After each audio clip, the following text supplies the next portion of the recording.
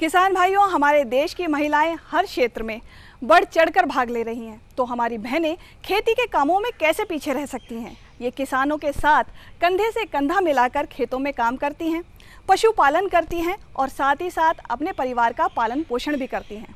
किसान भाइयों, अब अनाज हमारे घर पर आ चुका है। ऐसे में हमारी महिला बहनों की जिम्मेदारी बनती है कि वो उस अनाज का उचित देखभाल कैसे करें, उस अनाज का सही भंडारण कैसे करें। तो क्या है अनाज के सही भंडारण का तरीका, आइए जानते हैं अपने इस प्रोग्राम में।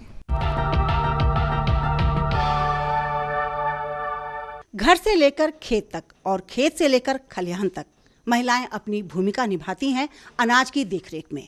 और बात जब खलिहान से लेकर फिर घर पर लाने की होती है अनाज की, तो इसमें भी महिलाओं को ही देखरेख करनी होती है, जिसमें कि कई तरीके की समस्याएं आ सकती हैं। और इस अनाज भंडारण में क्या समस्याएं आ सकती हैं, इसी विषय पर चर्चा करने के लिए हम जहां पहुंचे जिला गाजियाबाद के गांव मिलिक रावली में, जहां पर महिलाओं से हमने जानने की कोशिश की कि वो अनाज का रखरखाव किस तरीके से करती हैं। आइए आपको मिलवाते हैं कुछ ऐसी ही बहनों से जो कि इस क्षेत्र में अहम भूमिका निभा रही हैं। मेरा नाम कविता शर्मा और मैं ICDS से आंगनवाड़ी कार्यकर्ता हूँ। उसमें मैं छोटे बच्चों की देखरेख करती हूँ, समाज की सेवा करती हूँ उसमें, और मैं इसके साथ साथ खेती भी कराती हूँ क्योंकि मेरे हस्बैंड खेती में हैं, तो मैं खेती का भी काम कराती हूँ। जब खेती की बात होती है तो अब अनाज के रखरखाव की भी देखभाल करती होंगी, वो किस तरीके से करती हैं? हाँ जी, जैसे खेत में से अनाज आता है तो पहले हम टंकी को सुखा देते हैं बाहर, और टंकी को सुखा 5-7 दिन, जो भी 8 दिन सुखाने के बाद गेहूँ आ गए तो गेहूँ को अंदर कमरे में डाल देते हैं, खुले कमरे में उनको डालकर 8-10 दिन के बाद फिर टंकी अंदर करेंगे। उसमें नीम के पत्ते डालेंगे नीचे, नीम के पत्ते डालने में फिर उसमें गेहूँ डालेंगे, फिर पत्ते डालेंगे।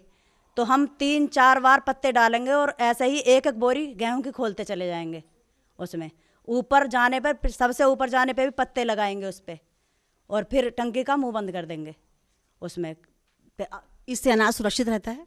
हाँ जी, हमारा तो अभी तक खराब हुआ नहीं है अनाज ऐसे ही करने से। और कभी कभी अगर ऐसा चांस होता भी है तो उसमें मिट्टी का तेल सारे में पहले सुखाने से पहले मिट्टी का तेल लगा देंगे। तो मिट्टी का तेल लगाने से फिर बाहर धूप में रखी रहेगी तो वो मिट्टी के तेल से जो कीटाणु होगा मर जाएगा। तो हमारा तो अभी तक ठीक ही रहता है अनाज। मेरा नाम कुसुम है, मैं मिलिक रावली की रहने वाली हूँ। और जी गाँव के उसमें बारे में वो रखते हैं, तब टंकी में ला के अनाज खेत से आता है तो उसमें मैं ये चीज़ डालती हूँ कि नीम के पत्ते भी लगाती हूँ, कुछ नीम के पत्ते भी, कुछ माचिस के तिल्लियाँ भी रखती हूँ उन्हें सुखाने के बाद में। खूब सुखाती हूँ, फिर भी वो अनाज कुछ ख़राब हो जाता है। और चावलों में मैं नमक के दाने डालती हूँ। नमक की कंकरियाँ से डालने से उसमें सुरैरी या कीड़े छोटे छोटे वे चींटी सी और कुछ गिंडार सी वे लग जाती हैं, उनसे कुछ पिलाई सी बन जाती हैं। उनसे मुझे बहुत हानि होती है। मेरी चावलों में, गेहूँ में अच्छे तरीके से नहीं हो पाती, मेरी टंकी में भी पिलाई हो जाती हैं। जैसा कि हमारी एक बहन ने बताया कि वो तमाम तरीके अपनाती हैं अपने अनाज के रखरखाव के लिए, लेकिन फिर भी उसमें कीड़े लग जाते हैं, फफूंदी हो जाती है। और क्या तरीका हो सकता है जिससे कि अनाज इनका सुरक्षित रहे, आइए मिलवाते हैं अपने आज के विशेषज्ञ से। मैं सबसे पहले आपको ये राय दूंगा कि आप भंडारण के 5 सुनहरे नियमों को अपनाएं और याद रखें, आपके अनाज में कभी कीड़ा नहीं लगेगा। जितना संभव हो सके आप इन नियमों को अपनाएं। सबसे पहला नियम है कि खलिहान से जब अनाज घर पर लाया जाता है तो उसको सूर्य की रोशनी में सुखाया जाता है। सुखा करके ठंडा करके उसको भंडारण पात्र में रखा जाता है। आप आधुनिक भंडारण पात्र प्रयोग करें अनाज भंडारण के लिए, जैसे धातु की कोठी, पक्की कोठी और अन्य भंडारण पात्र जो है। यदि आप भंडारण जो है कमरे में करने जा रहे हैं या गोदाम में करने जा रहे हैं तो उसमें सबसे पहले आप उसकी सफाई करें। कोई भी भंडारण पात्र उसकी सफाई करें और उसके बाद एक रासायनिक पदार्थ जो मैलाथियोन का घोल, 1 भाग मैलाथियोन और 100 भाग पानी मिला करके 3 लीटर प्रति 100 वर्ग मीटर की हिसाब से उसका छिड़काव करें। उससे जो भी कीड़े होंगे जो दीवारों की छिद्रों में होंगे सब मर जाएंगे। उसके बाद यदि आप अनाज बोरी में रखने जा रहे हैं तो उसके लिए आप डनेज का प्रयोग करें। डनेज क्या होता है? एक चटाई होती है या लकड़ी का तख्ता होता है ताकि नीचे से नमी हमारे अनाज में ना पहुँचे। तो नमी से बहुत नुकसान होता है। उसके बाद जब अनाज आप भंडारण कर देंगे और कुछ नहीं डालना अनाज के अंदर, अनाज भंडारण करने के बाद फिर भी यदि आपके अनाज में कीड़ा लगता है तो आपको रासायनिक दवाइयाँ यूज़ करनी चाहिए।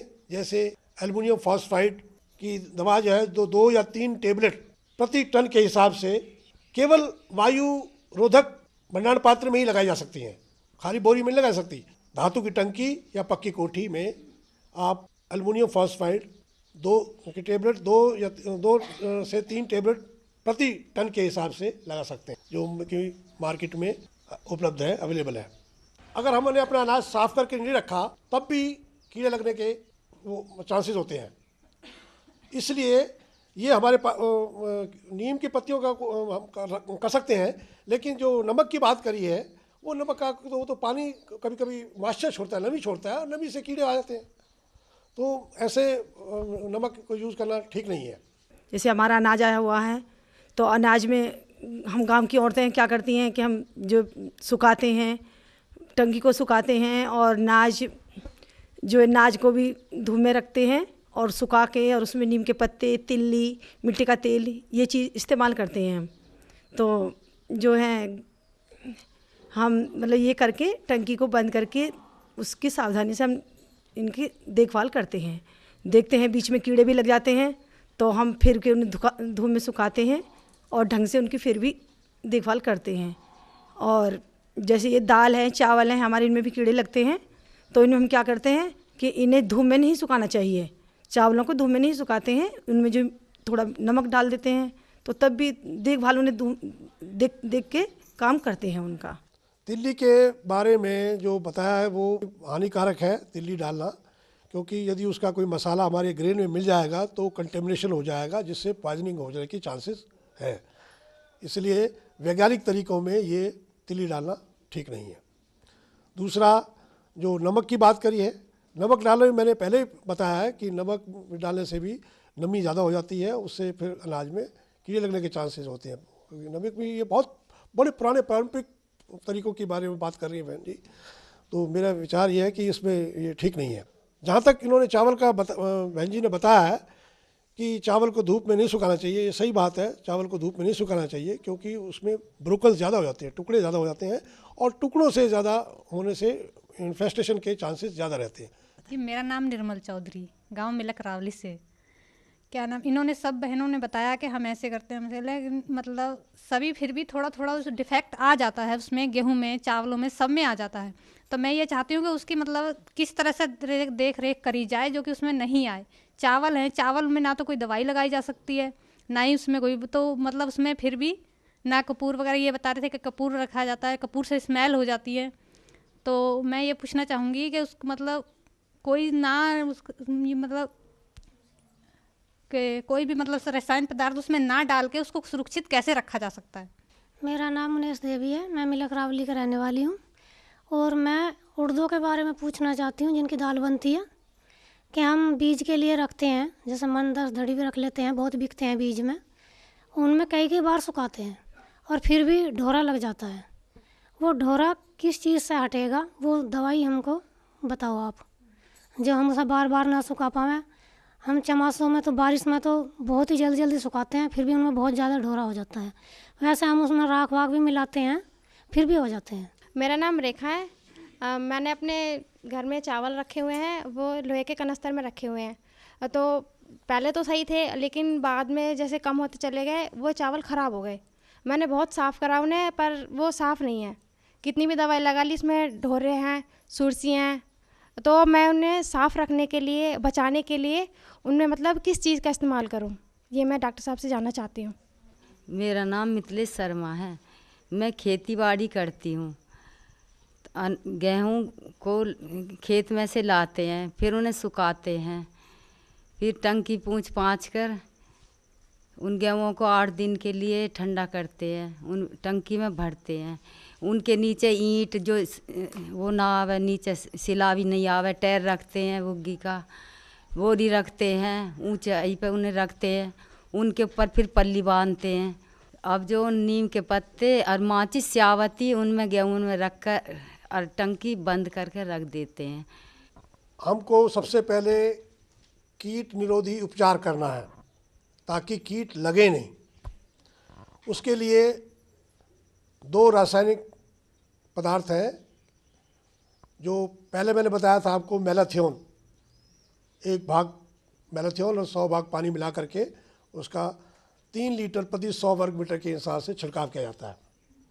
दूसरा रासायनिक पदार्थ है, उसे बोलते हैं डेल्टा मेथ्रिन, 2.5 WP के नाम से मिलता है बाज़ार में।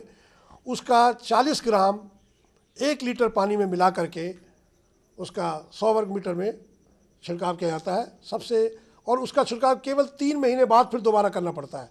जितने भी कीड़े होते हैं सब मर जाते हैं। तो आप यदि आप पहले से इन रासायनिक पदार्थों से छिड़काव कर लेंगे तो कीट आएंगे ही नहीं, चाहे आपका चावल है चाहे आपका गेहूं है। यदि फिर भी, क्योंकि कहीं जगह नमी आ जाती है, नमी से कीड़े लग जाते हैं। नमी एक ऐसा कारक है अनाज भंडारण में जो कि अनाज की सब बीमारियों को ले आता है। कीड़े भी आ जाते हैं, फफूंदी भी आ जाती है और माइक्रो ऑर्गेनिज्म, सूक्ष्म जीवाणु जिसे कहते हैं, वो भी हो जाते हैं और अनाज पूरा एक सड़ जाता है, केक फॉर्म में बन जाता है। तो उसके लिए नमी से बचने के मैंने बताया कि यदि आपने, वो अभी एक बहन बता रही थी कि नीचे टंकी के नीचे ईंटें रख देते हैं, उसे बोलते हैं डलेज रखना ज़रूरी है बहुत, चाहे आप बोरियों में रख रहे हैं या टंकी में रख रहे हैं। उस एक चटाई या पॉलीथीन की चादर या लकड़ी के फट्टे वो नीचे रखने हैं ताकि नमी नीचे से ना आ सके। दीवार के साथ की नमी भी आपको देखना है कि दीवार से भी कोई नमी आपके टंकी में नहीं आ रही, वो भी देखना है कि सीलन आ रही हो किसी दीवार में और आपने टंकी रख रखी है तो आपका अनाज ख़राब हो जाएगा। यदि फिर भी कोई भी कीड़ा लग गया है अनाज में तो मैंने आपको बताया वो सेल्फाज, अभी आप जिक्र कर रहे थे, सेल्फाज जो है 2 टैबलेट से लेकर 3 टैबलेट पर टन के हिसाब से केवल हवा युक्त बंद जो भंडारण पात्र होगा, धातु की कोठी है या पक्का कोठी है, यदि बोरियों में आप प्रदूमन करना चाहते हैं, सल्फोज लगाना चाहते हैं, तो आपको पॉलीथीन की चादर ढक कर के चारों तरफ मिट्टी लगा करके और एक थोड़ी सी जगह खुला करके, अगर 5 बोरी है तो 1 टैबलेट या 1.5 टैबलेट रख देंगे आप। पुराने कपड़े में बांध करके या पुराने कपड़े में टैबलेट रखनी है ताकि आपका अनाज गंदा नहीं होगा, क्योंकि वो राख हो जाता है, उसको फिर कपड़े को बाहर उठा लीजिए और वो 1 सप्ताह तक बंद रहना चाहिए, ये ध्यान रखना है आपको। तो देखा आपने कि किस तरीके से हमारी बहनों ने अपनी अपनी राय बताई कि वो अपने अनाज का भंडारण किस तरीके से करती हैं, और वहीं हमारे वैज्ञानिक ने बताया कि आप वैज्ञानिक तरीके से अगर अनाज का भंडारण करेंगे तो वो ज़्यादा सुरक्षित रहेगा। तो बेहतर यही है कि हम वैज्ञानिक विधि ही अपनाएं अनाज को सुरक्षित रखने के लिए, क्योंकि अनाज का एक एक दाना कीमती है और एक एक दाना जुड़कर हज़ारों करोड़ों लोगों का पेट भर सकता है।